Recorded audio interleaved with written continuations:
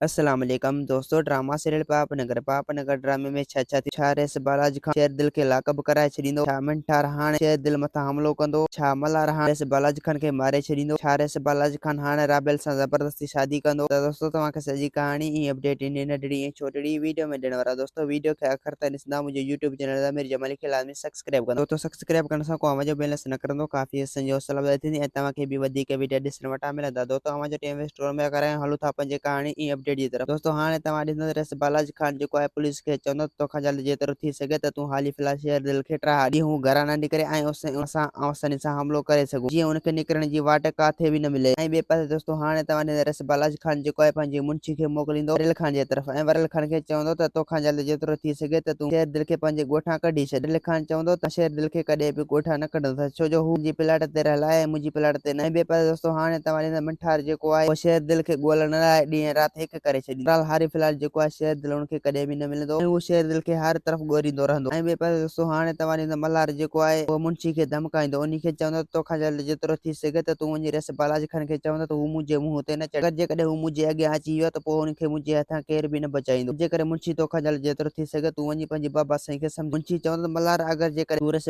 बालाजी खान जे ख़िलाफ़ वधि घटि ॻाल्हाईंदे त पोइ तोखे बालाजी खान खे केर बि न बचाईंदो। मल्हार चवंदो त हा मुंशी तुंहिंजे हिन पीउ बालाजी खान खे बि मोकिल, भले हू मूंखे मारे छॾे। ऐं ॿिए पासे दोस्तों हाणे तव्हां ॾिसंदो त बालाजी खान जेको आहे मुंशी खे फुल ऑर्डर ॾेई छॾींदो, तोखां जल्द जेतिरो थी सघे तूं मिठल खान खे मञा। अगर जेकॾहिं मिठल खान ईअं आसानी सां नथो मञे त मूंखे तूं अची ॿुधाए त मां जीअं उनखे अगवा करे ऐं उनजी छोरी राबेल सां शादी करे सघां, मतिलबु त उनखे पंहिंजो बणाए सघां। उन जे करे इहो कमु कर। मुंशी चवंदो त बसि तव्हांजो हुकुम खपे ऐं मां इहो कमु अॼु करे थो अचां। मिठल खे मञाइण जी कोशिशि पूरी कंदुसि। ऐं ॿिए पासे दोस्तों हाणे तव्हां ॾिसंदो त राबेल जेको आहे घणो परेशान हूंदो, उहो मिठल खे चवंदो मुंहिंजी रिश्तो हाणे जेको आहे गमदिल वारनि सां न कर, जो मां उते कॾहिं बि ख़ुशि न रही सघंदुसि। दोस्तों उमीद आहे कहाणी आई हूंदी तव्हांखे पसंदि, असांखे ॾींदा हाणे इजाज़त, वरी तव्हां सां मिलंदासीं के नई वीडियो में। जेसीं मुंहिंजो ख्यालु रखंदा। ख़ुदा हाफ़िज़।